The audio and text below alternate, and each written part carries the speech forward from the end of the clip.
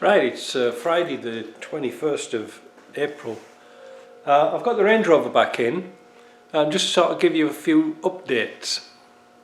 The fuel pump, the external fuel pump, works great. It started bung straight off the button this morning, no problem. It is a bit chilly outside, in fact, so much so I had to fire up my boiler and put the heating back on. Yeah, so that's great, it works. So there was a fuel problem. But the pump's noisy. The way I mounted it on a bracket at the back, it vibrates all the way through the car. So Lech wrote to me this morning, my friend Lech, and he says he's got an in-tank pump off a Volvo, and we might be able to make a hybrid pump to work on this system. Why not buy a genuine pump, Mike? Stop fanning it about. Well, you can't even get OEM pumps. They're all aftermarket made in China now, so you can't get them. You can get a cheaper pump, but that's it. Now, I had the car on the lift the last time, you probably saw it. I went underneath it, checked all the levels, everything's good. I did change all the oils in it. In fact, I've changed just about everything on this damn thing. One problem I did have, and I don't think it's here, I think I threw it away, was the driver's side gearbox mounting had sort of come apart. The rubber had come apart from the mounting, which I couldn't really figure out why, because they're just a round sort of rubber thing with two studs sticking out, and it had split. Anyway, I changed it because I had some genuine ones for the front. Now, the original ones they don't exist anymore, and I think the reason is that they've moved them from a 10mm stud to a 12mm stud.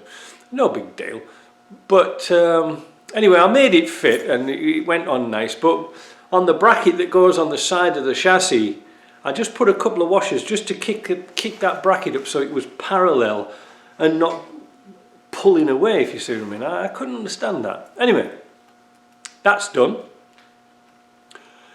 What else was I going to mention to you? Oh yeah, this was an interesting one.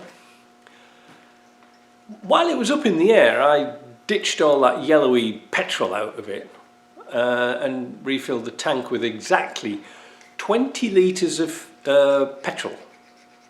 At the same time, I wanted to check if the float was reading right. Now remember this is a steel tank, fuel tank, but the dashboard is a 95, which would have had a plastic tank, which would have had the float integral with the pump. Now, we've had this issue once before with floats and tried to mix and match them up to make sure that they work okay. And fortunately, so far, it seems to be okay. The reason is, because I put 20 litres of fuel in, the float had risen to just under quarter of a tank. Perhaps a needle's width under a quarter of a tank. Now this would be almost right because it's an 80 litre fuel tank. So 20 litres, 80 litres, it should be a quarter. It should be bang on the button. But to tell you honest truth, I ain't gonna fanny about with that no more, because I know that's into another minefield of setting resistors and things like that in here. Now, why I'm showing you this thing, flapping it around in front of you, look into my eyes, look into my eyes.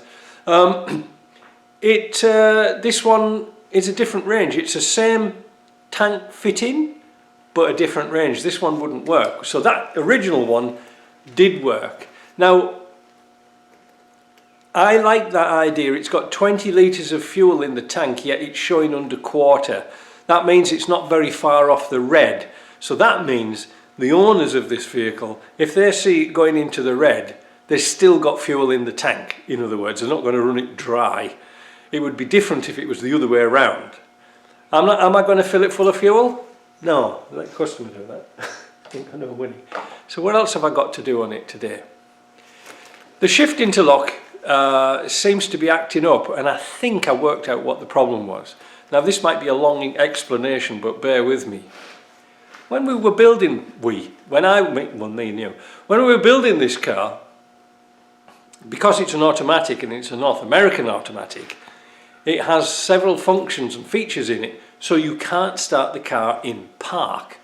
You can't shift the high and low unless it's in park or neutral. Also, you can't get the key out of the ignition unless it's in park. So this was a real pain in the ass, because I wanted to move the car in and out and start it and play around with the ignition and things like this. But there was too many interlocks to satisfy, so what I did was I took the pins out of the ignition switch that locks the key into the ignition, so I could get the bloody key out and start it and mess about with it. So I'm going to put the pins in, and hopefully that will satisfy all the interlocks in the system, so I don't have to pull the center console out and find out there's a micro switch not working. So what happens is that on this particular car, to start it, it has to be in neutral or park, but before you can actually move the shift lever, you've got to put your foot on the brake. Well, it seems normal. But so there's an interlock between the brake, there's a circuit for an interlock between the brake and the shift. So that works, But for some bizarre reason, I can't, even in neutral, I can't put that car into high or low. It won't shift. So that means the interlock's switched on. That means the circuit isn't satisfied. So that probably means those two wires are kind of important. I can find out straight away by just joining them together, but that's the job for today. The other thing I've got to do, when I can find it, and I want you to have a look at this, because this was really disappointing for me. I got the sun visors and the bits and pieces in, you know, all the bits and pieces, hoping that it would pull the headlining up. You know, at the front, you know, we had a mess about altering this headlining to get the sunroof thing in. Well, it wouldn't pull up. I don't know what it is. There's something catching inside that roof that won't allow it to go up, and I think it's the foam material we put for the sunroof, but it's too late to change it. So I was talking to Jim the other day to see if we could come up with some ideas, because it looks pretty horrible. And the only thing I could think about was putting some studs in at the top. I'm going to get Jim down this weekend, and he's going to sort of hold it up into a place where we can put some studs and drill some studs and put these in, these fir trees, which is the same colour as the roof lining. It shouldn't be too bad.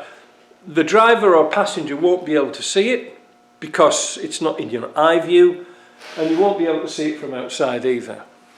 I was thinking about making like a stainless steel bar and screwing it up, and wood, and then a foam covered, you know, roof lining material covered piece of wood, and hold it up. But the roof lining is curved at the front to make the windscreen, so that would be a nightmare to do. And also, I haven't got no roof material left. What other things are going? Everything seems to work all right. I've got the rear window, one of the pins that goes onto the latch is crooked. I've got that to sort out. That's no big deal.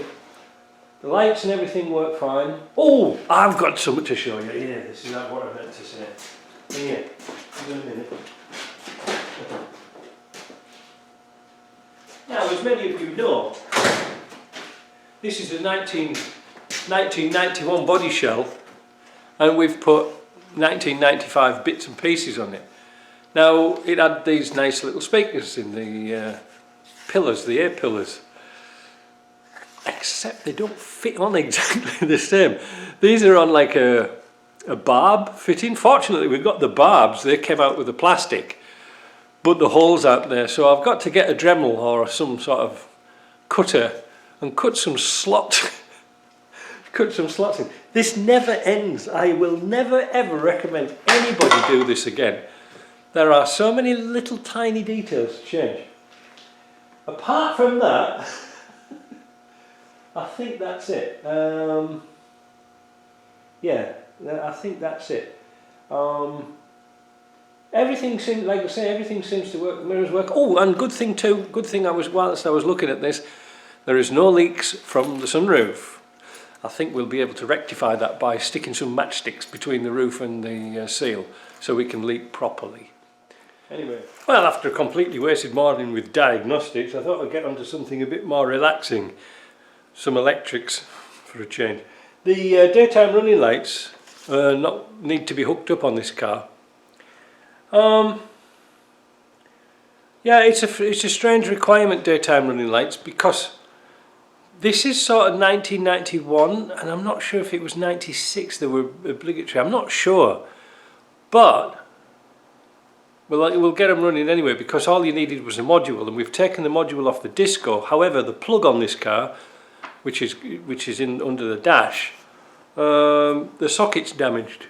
The centre pin's missing. So I've got to trace a little wiring diagram out here. So I'm going to go and find the plug on the disco out in the yard and chop it off and just clip it together. That's all I'm going to do. Now, this is the strangest thing about daytime running lights, because if this is a car that requires daytime running lights in Quebec, for example, then it has to work in order to pass inspection. But as soon as you go out the inspection door, it doesn't have to work. So, when we used to do cars here, when we used to have them passing inspection, we had some clip-on lights, like for diesels, that would clip onto the Defender bumpers, like fog lights, just little thumb screws holding them on.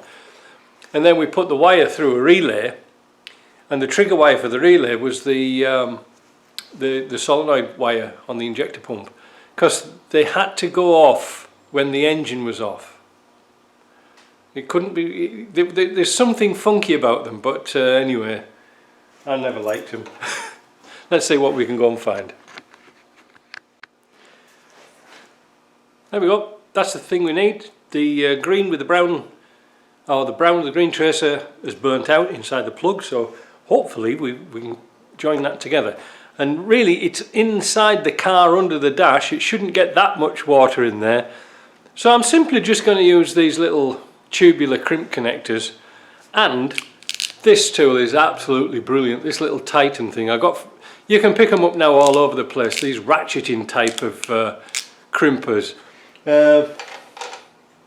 Really good, because you can actually change out the jaws to different things you want to crimp. So if you want to do HT leads, and great, you know, and you can progressively crimp. And not only that, see under here there's a little trigger, so if you get stuck, if you hit that trigger with a screwdriver, it'll pop up and trap your finger. Back soon. I suppose you want to see how these crimpers work, eh? When they're not trapping your fingers. It's colour coded red, blue and yellow in correspondence to the type of crimp you want to use. So you'll get your crimp in your tool like that. You can put just put your wire in, but make sure that the jaw here is halfway. You know, so when you crimp, and this is tight, it makes a nice crimp on there. Now I've got a heavier wire on here, power wire, so I'm going to have to use a blue one. Again, we do it so it's halfway like that, and then we crimp it. That was my car alarm going off. Now you can see there that it's really crimped pretty hard, and it's crimped double. Those little crimpers you get for a tool like this, these are worse than useless. They're absolutely hopeless. Anyway, I'll get on with that, and hopefully we can get some daytime running lights working. Right, that's the relay plugged in. Let's see if they work.